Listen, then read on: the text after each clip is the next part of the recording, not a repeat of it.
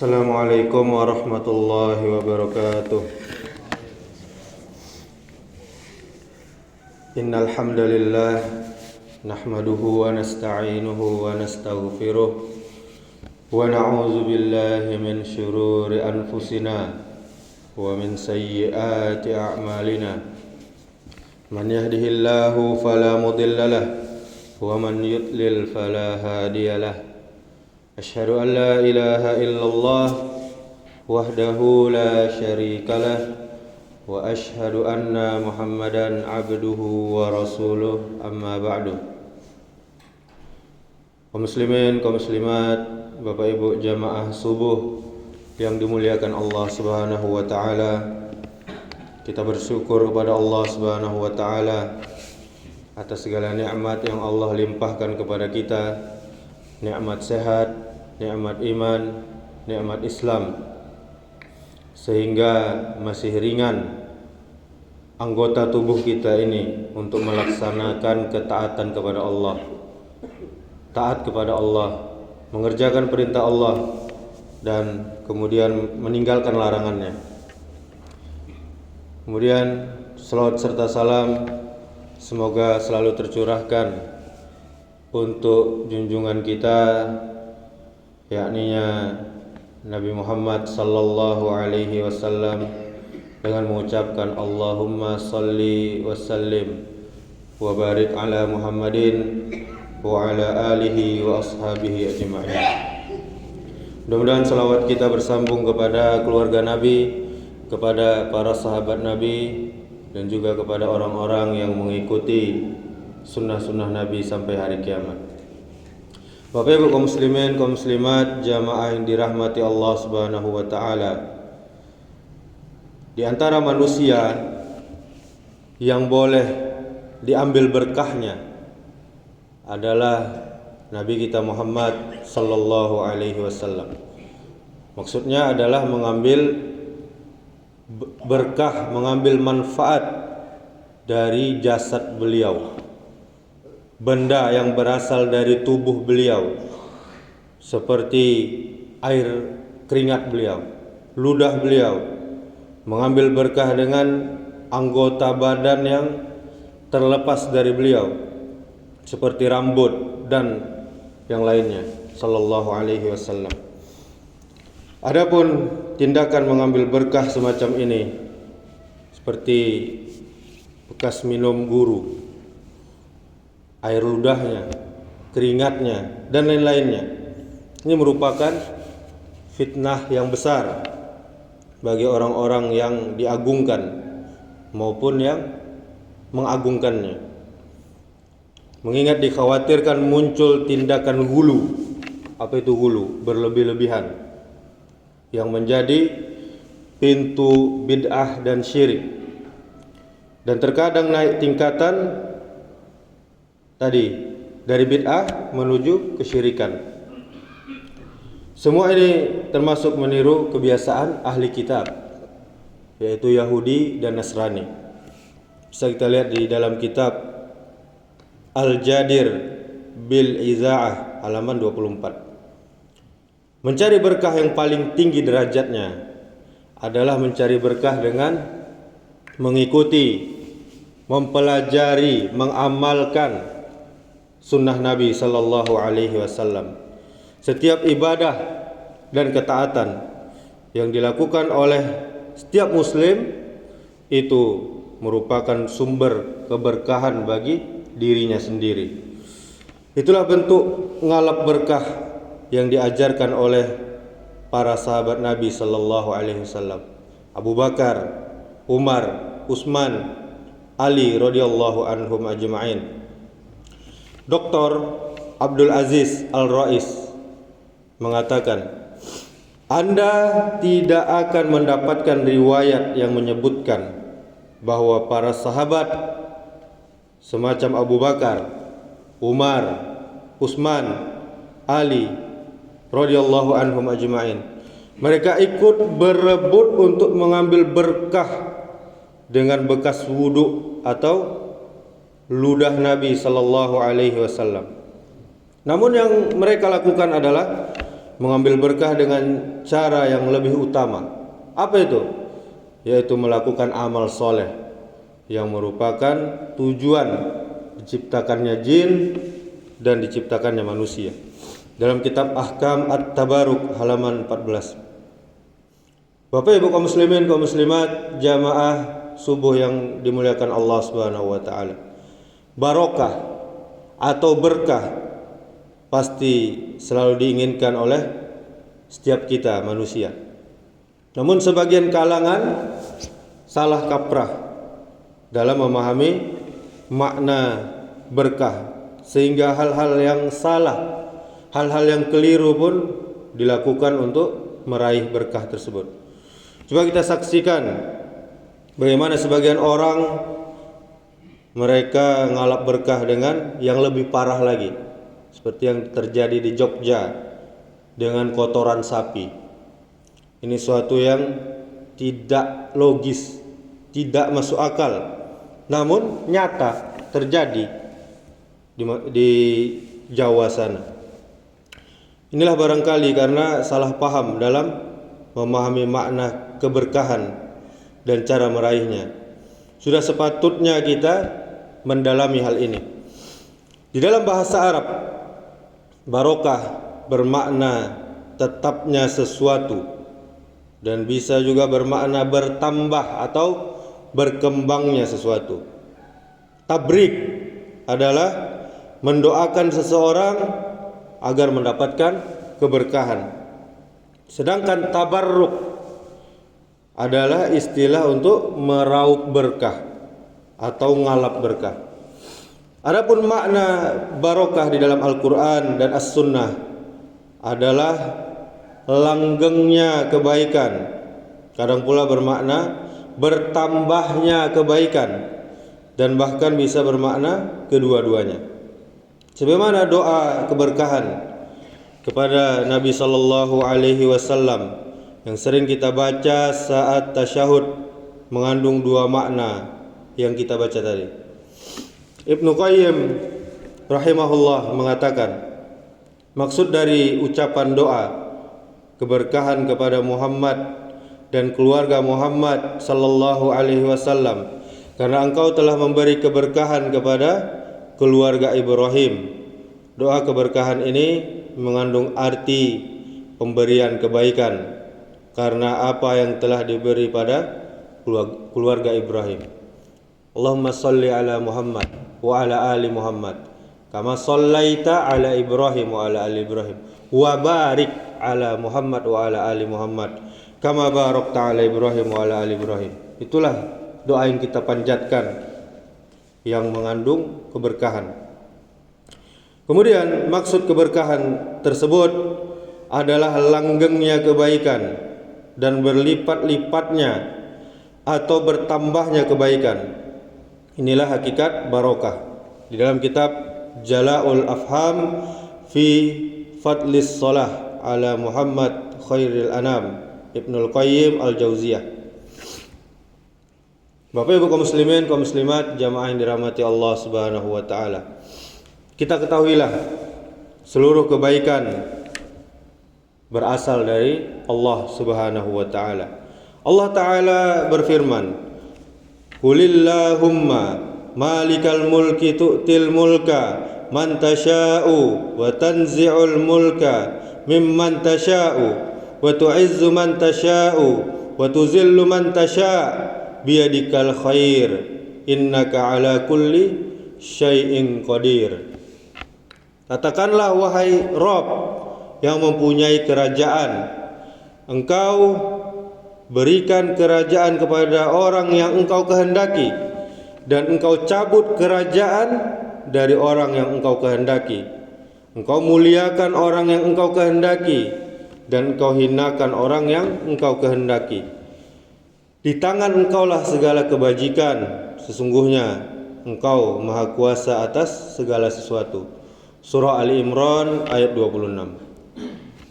Kaum muslimin, Bapak Ibu jamaah yang dirahmati Allah Subhanahu wa taala, Al-Qur'an dan hadis menunjukkan bahwa sesuatu yang Allah halalkan sebagai berkah di antaranya ada dua macam. yaitu yang pertama, berkah dari tempat dan waktu. Kemudian yang kedua, berkah dari zat manusia. Berkah yang pertama ini seperti yang Allah berikan pada Baitul Haram atau Ka'bah dan sekeliling Baitul Maqdis. Allah Ta'ala berfirman, Subhanalladzi asra bi 'abdihi lailam minal masjidil haram ilal masjidil aqsal ladzi barakna haulahu linuriyahu min ayatina. Kata Allah, Maha Suci Allah yang telah memperjalankan hambanya Muhammad sallallahu alaihi wasallam pada suatu malam dari Masjid Haram ke Masjid Aqsa yang telah kami berkahi. Kata Allah, telah kami berkahi sekelilingnya agar kami perlihatkan kepadanya sebagian dari tanda-tanda kebesaran kami. Surah Al-Isra ayat 1. Maksud dari memberkahi tempat tersebut yaitu adalah memberikan kebaikan yang banyak dan terus menerus di tempat tersebut, sehingga para hamba Allah di sana senantiasa ingin dan senang berdoa di tempat tersebut untuk memperoleh berkah di dalamnya. Ini bukan berarti seperti anggapan sebagian kaum muslimin bahwa seseorang boleh mengusap bagian dari masjid tersebut seperti dindingnya. Untuk apa? Untuk mendapatkan berkah yang banyak. Karena berkah dari masjid tersebut bukanlah berkah secara bangunannya, secara zatnya, tetapi keberkahannya adalah secara maknawi saja, yaitu keberkahan yang Allah himpun pada bangunan itu, yaitu dengan cara datang ke sana, tawaf di sekeliling Ka'bah dan beribadah di dalamnya, yang pahalanya lebih banyak daripada beribadah di masjid-masjid lainnya. Begitu juga batu Hajar Aswad. Keberkahannya adalah dengan maksud ibadah, yaitu seseorang menciumnya atau melambaikan tangan kepadanya sebagai isyarat karena tidak bisa menciumnya. Kemudian itu semua karena mentaati dan mencontoh Nabi sallallahu alaihi wasallam. Kemudian berkah yang dia peroleh adalah berkah karena mencontoh Nabi, mengikuti Nabi sallallahu alaihi wasallam. Kemudian sahabat Umar radhiyallahu anhu juga pernah mengatakan, sesungguhnya aku mengetahui bahwa kamu wahai Hajar Aswad adalah batu biasa, tidak bisa kamu beri manfaat, begitu juga tidak bisa kamu mendatangkan bahaya. Dalam hadis riwayat Bukhari. Maksudnya Bapak Ibu, Hajar Aswad tidak dapat memberikan manfaat dan tidak pula memberikan bahaya kepada seseorang walaupun sedikit. Sesungguhnya hal ini dilakukan dalam rangka melakukan ketaatan kepada Allah dan mencontoh Nabi sallallahu alaihi wasallam. Oleh karena itu, Umar radhiyallahu anhu mengatakan, dan aku melihat Rasulullah sallallahu alaihi wasallam menciummu, maka aku pun juga menciummu. Adapun mendapatkan berkah dari waktu adalah seperti pada bulan Ramadan. Bulan tersebut disebut dengan bulan yang penuh berkah, banyak kebaikan di dalamnya. Seperti di dalamnya terdapat malam yang kita incar, yaitu Lailatul Qadar, yang barang siapa beribadah pada malam tersebut, maka dia seperti beribadah 1000 bulan lamanya. Kaum muslimin, kaum muslimat, jamaah yang dirahmati Allah Subhanahu wa taala. Berkah jenis kedua ini adalah berkah yang Allah berikan pada orang-orang mukmin, orang-orang yang beriman dari para nabi. Berkah yang terdapat pada mereka adalah berkah secara zat, yaitu dapat berpindah secara zat. Seluruh bagian tubuh para nabi, mulai dari nabi pertama yakni Adam alaihissalam, Nuh, Ibrahim, sampai nabi kita Muhammad sallallahu alaihi wasallam adalah berkah semuanya tubuh mereka. Di antara kaum Nabi tersebut ada yang mencari berkah dari badan mereka, baik dengan mengusap-ngusap tubuh mereka, atau mengambil keringat mereka, atau mengambil berkah dari rambut mereka. Semua ini diperbolehkan karena Allah menjadikan tubuh mereka adalah berkah, sebagaimana Nabi kita Muhammad sallallahu alaihi wasallam, badannya adalah berkah. Hal ini bisa kita lihat dalam hadis bahwasanya para sahabat Nabi sallallahu alaihi wasallam mengambil berkah dari ludah beliau, dari rambut beliau. Apabila Nabi sallallahu alaihi wasallam berwudu, mereka saling berebut untuk mendapatkan bekas wudu beliau, bukan selain daripada beliau. Sesama sahabat saja kita lihat tidak ada yang saling mengambil berkah. Tidak pernah kita temukan riwayat Umar mencari berkah kepada Abu Bakar, Abu Bakar mencari berkah kepada Ali, tidak. Tapi yang berkah tubuhnya adalah, badannya adalah Nabi sallallahu alaihi wasallam dan para nabi yang lainnya.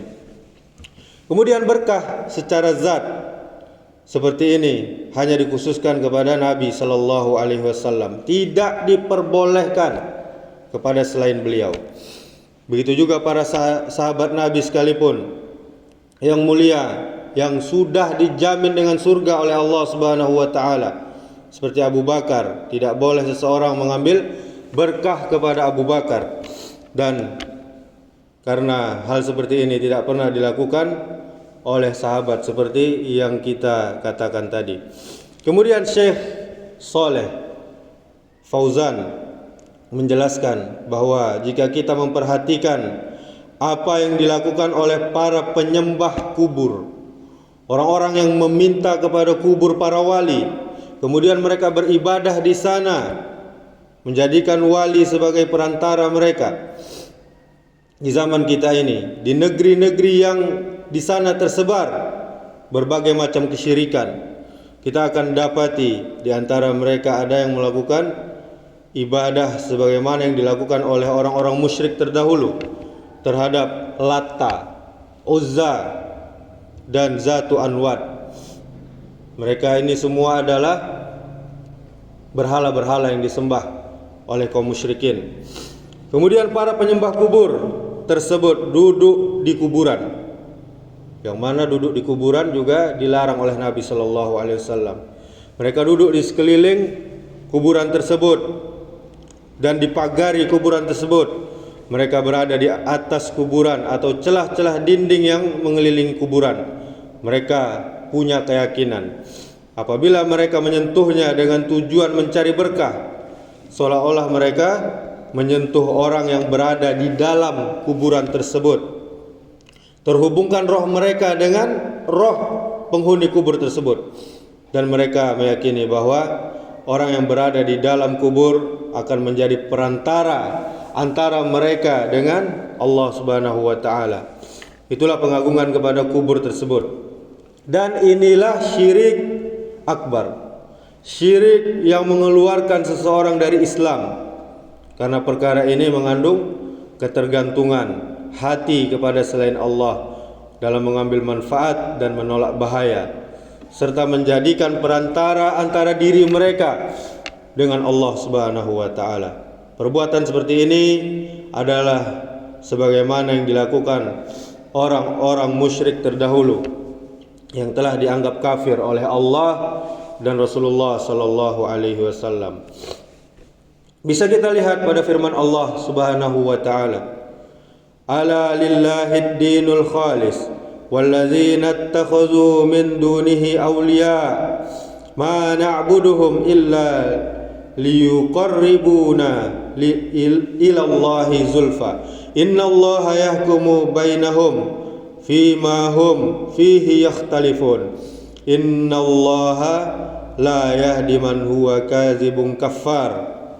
Yang artinya, ingatlah, hanya kepunyaan Allah lah agama Islam yang bersih ini, bersih dari syirik dan orang-orang yang mengambil pelindung selain Allah, Orang musyrik mereka berkata, kami tidak menyembah mereka melainkan supaya mereka mendekatkan kami kepada Allah dengan sedekat-dekatnya.